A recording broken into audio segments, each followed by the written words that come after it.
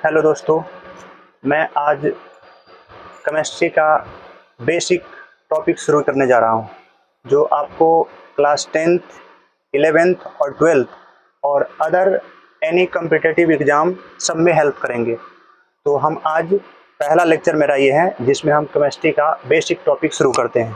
तो आइए इस टॉपिक को शुरुआत करते हैं। वैसे यह मेरा इस ऑनलाइन के माध्यम से ये पहला वीडियो है और इसमें थोड़ी बहुत अगर हमसे कुछ गलती हो भी जाए तो इसको आप लोग इग्नोर कर दीजिएगा। चलिए तो हम अपने टॉपिक पे आते हैं और केमिस्ट्री के एक बेसिक सा टॉपिक जो मैटर पदार्थ, इस पदार्थ की बात करते पहले। जैसे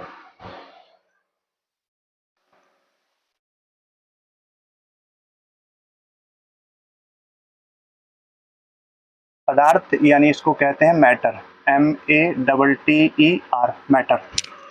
तो पदार्थ क्या होते हैं? पदार्थ वैसे हमारी नज़रों के सामने जितनी भी वस्तुएं हैं जिसे हम देख सकते हैं, छू सकते हैं, महसूस कर सकते हैं, वो सारे के सारे पदार्थ ही हैं। जैसे हमारे पीछे देख रहे हैं व्हाइट बोर्ड, ये भी एक प्रकार के पदार्थ है। इसको हम देख सकते हैं, छू सकते हैं, महसूस कर सकते हैं। इसमें कुछ द्रव्यमान होती हैं। अर्थात दुनिया में जितनी भी वस्तुएं आप देख रहे हैं सारे के सारे पदार्थ ही हैं। चाहे आप उसको देख सकते हैं, नहीं देख सकते हैं, सब पदार्थ हैं। जैसे हवा, हवा को तो हम देख नहीं सकते हैं, पर हवा क्या पदार्थ नहीं है? पदार्थ है। जल, ये भी एक पदार्थ है। तो जिसको देख सकते हैं, छू सकते हैं, महसूस कर सकते हैं, जो कुछ जगह घेरती है, जिसमें कुछ द्रव्यमान होती हैं, सारे के सारे पदार्थ ही कहलाती हैं। तो पदार्थ की एक सिंपल सा परिभाषा है कि वे सारी वस्तुएं जिसमें कुछ द्रव्यमान हो, जो कुछ स्थान घेरता हो, जिसको हम देख सकते हैं, छू सकते हैं, महसूस कर सकते हुए पदार्थ कहलाती हैं। तो आइए इसको लिख लेते हैं।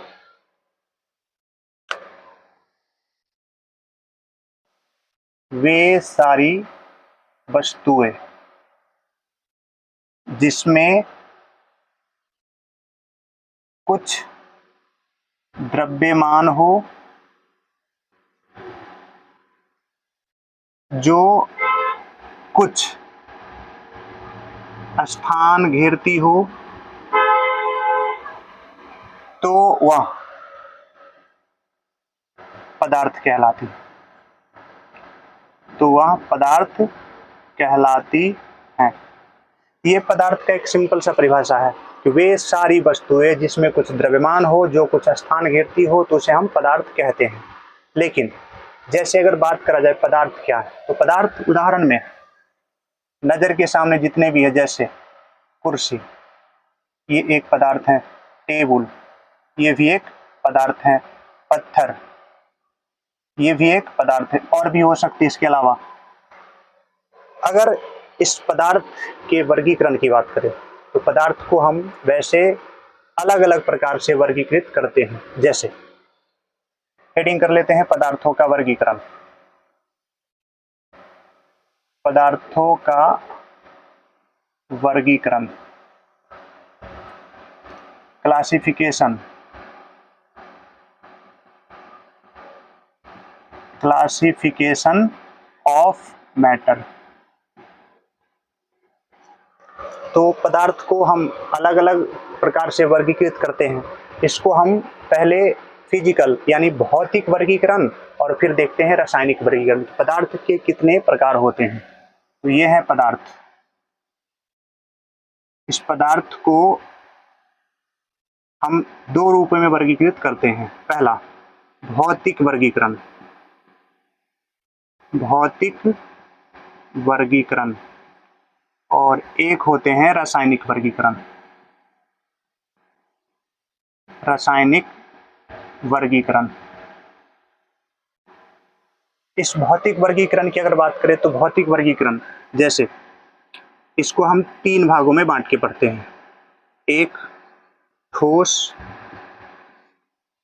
दूसरा द्रव और तीसरे गैस। ये ठोस, द्रव और गैस तीनों पदार्थ का भौतिक वर्गीकरण है। वैसे दो और होते हैं, प्लाज्मा और बोस आइंस्टाइन कंडेंसेट। उसको पढ़ना नहीं है, जिसके कारण हम यहाँ लिखे नहीं हैं।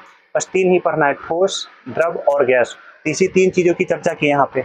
लेकिन अगर रासायनिक वर्गीकरण की बात करें तो रासायनिक वर्गीकरण क्या होते हैं? तो इन रासायनिक वर्गीकरण को हम दो भागों में बांटते हैं, जिसमें पहला शुद्ध पदार्थ, शुद्ध पदार्थ, और एक होते हैं अशुद्ध पदार्थ, अशुद्ध पदार्थ। शुद्ध पदार्थ नाम से ही स्पष्ट है, जिसमें किसी प्रकार की कोई मिलावट नहीं हो, जो अकेले बना हो, शुद्ध हो, उसे कहते हैं शुद्ध पदार्थ। जबकि अशुद्ध पदार्थ जिसमें बहुत सारे चीजों को आपस में मिला दिए हैं, तो उससे बनते हैं अशुद्ध पदार्थ। इन शुद्ध पदार्थों को हम दो भागों में बांटते हैं, जिसमें एक है तत्व और एक होते हैं यौगिक। अर्थात शुद्ध पदार्थ के दो प्रकार हो गया, जिसमें एक है तत्व जिसको एलिमेंट कहते हैं और दूसरे है यौगिक यानी कि कंपाउंड।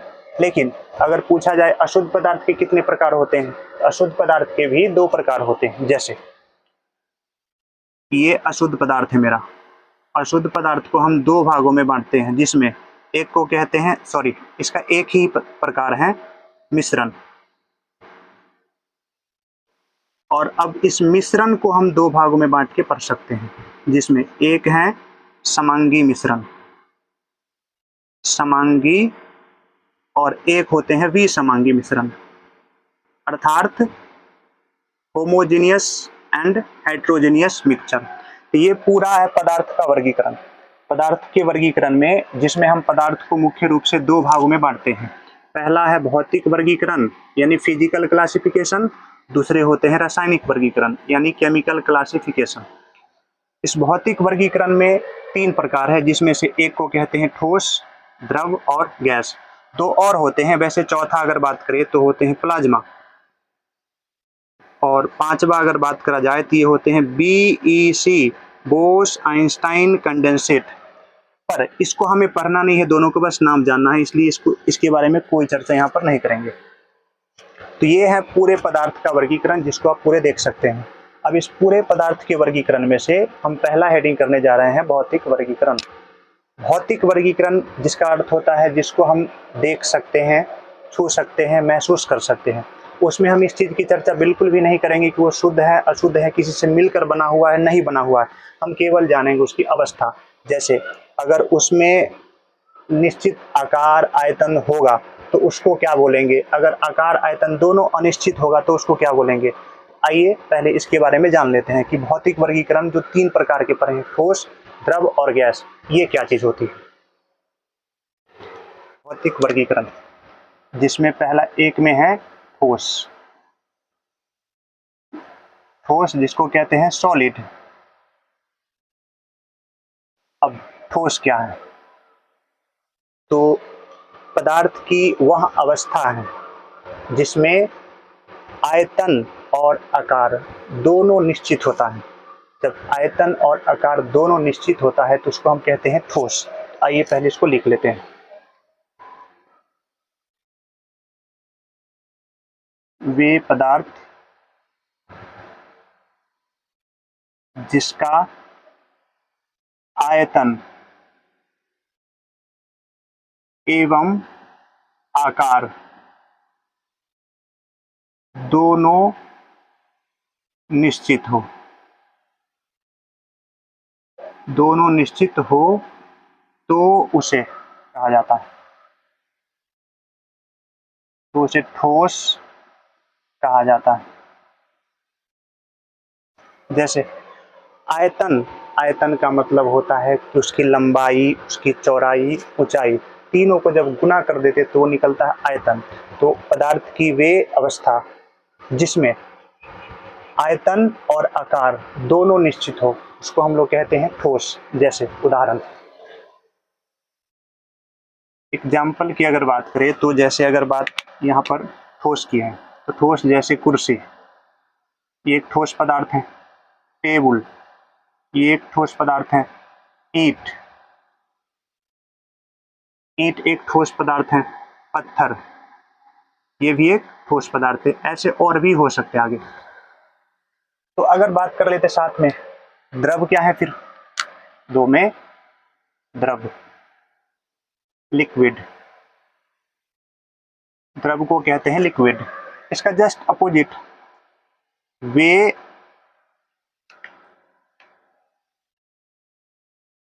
वे पदार्थ जिसका आयतन निश्चित हो एवं आकार अनिश्चित हो। आकार अनिश्चित हो तो उसे द्रव कहा जाता है। द्रव कहा जाता है। जैसे एग्जाम्पल, अगर एक गिलास पानी को अगर गिलास में ही रखते हैं तो वो गिलास के आकार का होगा, लेकिन उसी एक गिलास पानी को अगर हम किसी बाल्टी में रखते हैं तो बाल्टी के आकार का हो जाएगा। अगर उसी पानी को फिर गमला में रखते हैं तो गमला के आकार की हो जाएगा। आयतन निश्चित हो लेकिन आकार अनिश्चित हो तो उसको कहते हैं द्रव। जैसे उदाहरण,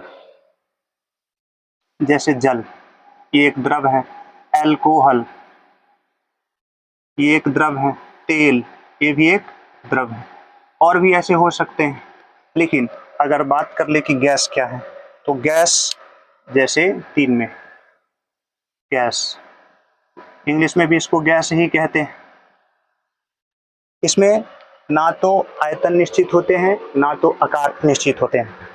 कहने का मतलब, वे पदार्थ जिसका आयतन एवं आकार दोनों अनिश्चित हो तो उसको हम लोग कहते हैं गैस। लिख लेते हैं, वे पदार्थ जिसका आयतन एवं आकार दोनों अनिश्चित हो, दोनों अनिश्चित हो तो उसे गैस कहा जाता है। तो गैस कहा जाता है। जैसे वायु, ये एक गैस है। हाइड्रोजन, हाइड्रोजन ये भी एक गैस है। ऑक्सीजन, ये भी एक गैस है। CO2 कार्बन डाइऑक्साइड, ये भी एक गैस है। ये है पदार्थ में भौतिक वर्गीकरण। इसको 3 भागों में हम लोग बांटते हैं, ठोस, द्रव और गैस। तो सिंपल सी बात याद रखना है, ज़्यादा कुछ इसमें लिखने की जरूरत नहीं है। ठोस, वे पदार्थ जिसका आयतन निश्चित हो, आकार भी निश्चित हो तो उसको कहते हैं ठोस। लेकिन वे पदार्थ जिसका आयतन निश्चित हो और आकार अनिश्चित हो उसको कहते हैं द्रव। लेकिन वे पदार्थ जिसका आयतन और आकार दोनों अनिश्चित हो उसको हम लोग कहते हैं गैस। तो इस प्रकार से हम पदार्थ के भौतिक वर्गीकरण में तीनों चीज़ों को पढ़ लिए, जिसमें पहला ठोस पढ़ लिए, जिसका आयतन और आकार दोनों निश्चित होता है उसको कहते हैं ठोस। लेकिन जिसका आयतन निश्चित होता है और आकार अनिश्चित होता है उसको कहते हैं द्रव। और जिसका आयतन और आकार दोनों अनिश्चित होता है तो उसको हम लोग कहते हैं गैस। इस प्रकार से पदार्थ के एक वर्गीकरण, जो भौतिक वर्गीकरण है, उसको हम लोग कंप्लीट कर लिए हैं। अब अगले टॉपिक पे आते हैं जिसका नाम है रासायनिक वर्गीकरण।